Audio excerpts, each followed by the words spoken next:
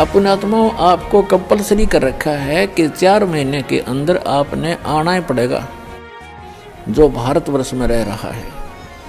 किस लिए कहा गया है? ये बच्चे हैं, आप अपने बच्चों को एक रोजी रोटी के लिए पढ़ाते हो कि मेरा बेटा या बेटी पढ़ के कोई शिक्षा ग्रहण करके ये कोई ऊंच पोस्ट प्राप्त कर ले या अपना धंधा ठीक कर लेगा। उसको 16 वर्ष का समय, 15 वर्ष, 20 वर्ष का समय दे देते हो, बेटा और ट्रेनिंग कर ले, फलाना कर ले, बढ़िया रोजगार हो जाएगा। और आत्म कल्याण के लिए आपके पास क्या 365 में तो 30 दिन भी नहीं मिलते, तो फिर कैसी भक्ति करोगे? किसा तुम फिर ड्रामा, फिर तो ड्रामेबाजी है। तो कहने का भाव ये है कि आप जी को इसलिए बुलाया जाता है कि यहाँ आने से आपको घना पुण्य मिलेगा। आपकी आत्मा को ऐसे परिपूर्ण कर दिया जाता है जैसे बच्चा छोटा सा गली में खेल रहा होता है। माता को पता है कि ये खेल में व्यस्त है और समय पर आहार इसको नहीं कराऊंगी तो ये दुर्बल हो जाएगा, बीमार भी हो सकता, रोगी भी हो सकता है। वो खेल रहा होता है अपने बच्चों में, भाई बहनों में बाहर, और व्यस्त होता है। माता उसको उठा के लाती है कि चल दूध पी ले, वो रोता भी है, वह घसीट कर लाती है कि ना चलना पड़ेगा, चल। उसको दूध पिला देती है, फिर छोड़ देती है। वो तो दूध पीता पीता भी न समझा कि छोड़ दे माँ, भाग लूँ मैं। माँ को पता है कि इसमें मैंने पहिया दूध डाल दिया, अब कितना खेल ले हो, शाम में फिर डाल दूंगी। तो पुण्यात्माओं, ये दास चाहता है कि आपको यहाँ दूध के गिलास पिया दूँ और फिर तुम खेल आइयो संसार में और फिर आ जाना।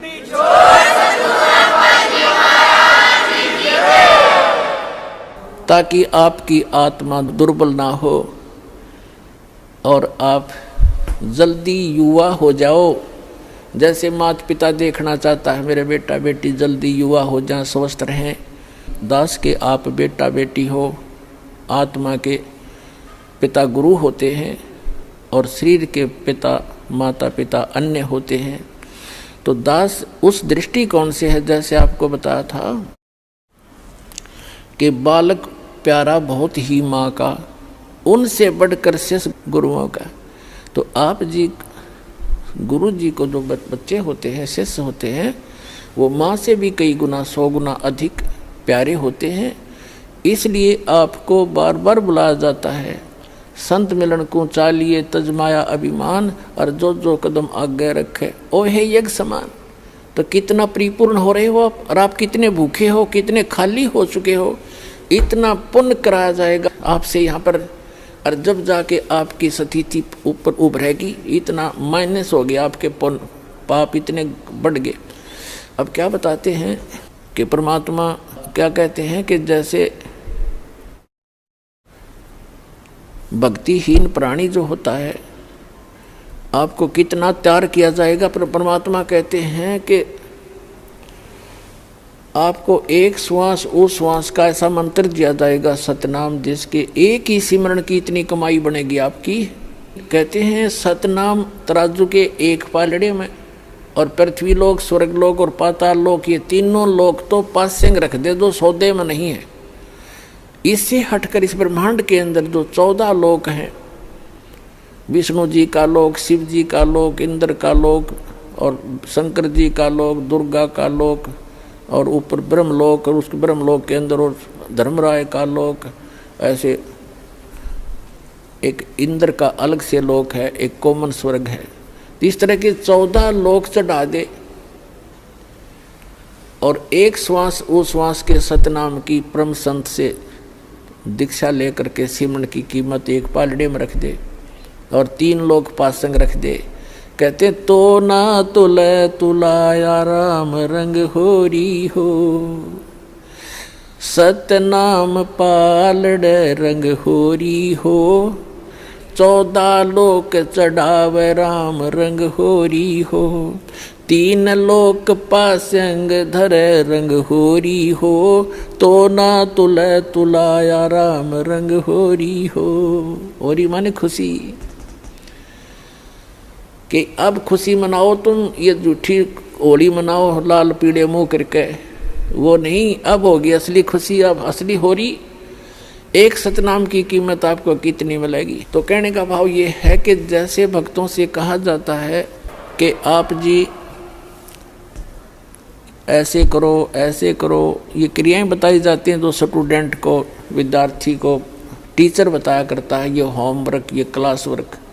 तो कई अनजान भक्त कहते हैं मैंने जोत भी चढ़ा दी, 6 महीने हो गए, नाम भी ले रखा है और मुझे कोई विशेष लाभ नहीं मिलता, पाठ भी करा दिया। तो कई तो ऐसे होते हैं कि मुझे कोई लाभ नहीं हो रहा, मैं तो नाम त्याग दिया या त्याग दूंगा। तो पुण्यात्माओं, अध्यात्म ज्ञानहीन प्राणी ही ऐसे विचार रखता है। इसलिए दास की कोशिश रहती है प्रत्येक सत्संग में कि कोई ना कोई ऐसा टॉपिक क्लियर करूं जिससे आपकी शंकाएं समाप्त हों। अब ये सोचना, जैसे सर्दी के मौसम में दिसंबर और जनवरी, ये हरियाणा प्रदेश सर्दी खूब जोर की गिरती है और उस समय आप जी ने कोई स्वेटर पहन रखी है और आप ये कहते हो कि मैंने स्वेटर भी पहन रखी है, कपड़े भी मोटे पहन रखे हैं और फिर भी मुझे ठंड लग रही है। तो पुण्यात्माओं, समझदार व्यक्ति क्या करेगा? क्या वो समझदार होगा? न्यू कह उस स्वेटर ने भी उतार दे कि क्या फायदा हुआ इससे, मुझे कोई लाभ नहीं हो रहा, कपड़े भी निकाल दे। ये तो बौड़ी बूझ करेगा इस बात ने, ये सिर्फ जो कति मूर्ख होगा। समझदार व्यक्ति क्या करेगा? स्वेटर आपने डाल रखी है, स्वेटर की जितनी क्षमता है उसने उतना बचाव आपका सर्दी से कर रखा है। उसके लिए यूँ नहीं कि उसने निकाल कर धर दे और कपड़े भी उतार दे, क्या लाभ हुआ? वो तो महामूर्ख होगा। तो उसके लिए उसका तरीका ये है कि जर्सी और पहने और उससे भी ना सर्दी, फिर भी ठंड लगे तो काम बलोड है। तो पुण्यात्माओं, धर्म से ही दुख दूर होंगे, भक्ति से ही। भक्ति में सारी चीज इंक्लूड हैं, दान भी, सिमरन भी, नित्य नियम भी, मर्यादा भी। और जैसा भी आप दान धर्म कर रहे हो, यूं समझ ले आपने स्वेटर पहन ली और उस स्वेटर उतारने से कोई लाभ नहीं होगा, और बढ़ाना पड़ेगा। आप जर्सी और पहन लो और जुराब अच्छी मजबूत पहन लो, यानी धर्म को बढ़ावे, घटन नहीं दे। भक्ति बढ़ानी चाहिए, घटनी नहीं चाहिए, तभी आपको सफलता होगी। तो पुण्यात्माओं, आपका सौभाग्य है, आपको यथार्थ भक्ति मार्ग सुनने को मिला और ये वो शुभ दिन है। आज के दिन दास का ये अध्यात्म जन्म हुआ था।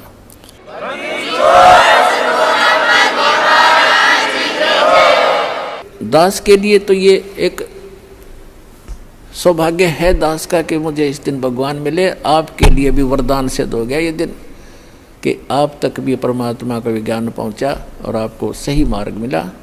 इस पर डटे रहना, लगे रहना, औरों को भी समझाना। बोलो सतगुरुदेव की।